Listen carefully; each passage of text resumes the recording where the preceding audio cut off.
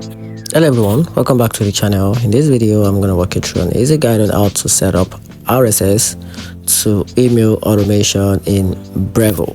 So let's quickly dive into it. So for you to be able to set up your RSS to email automation, you have to go to the Brevo website, which is brevo.com, and sign in into your account. So from your dashboard, click the automation on the left side, then click create a workflow and choose the RSS to email option. Then after that, you have to paste your RSS feed URL. Then this tells Brevo where to pull new blog posts or update from. Then after that, you have to choose the email list or group of people who should receive your update. Then pick an email template to create one from scratch.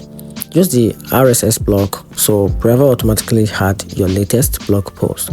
So choose how often Brevo should check for new content, for example, daily, weekly, or monthly.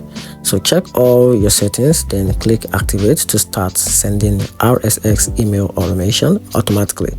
And that's it. Hope you find the video helpful. Turn on the notification button and subscribe for more.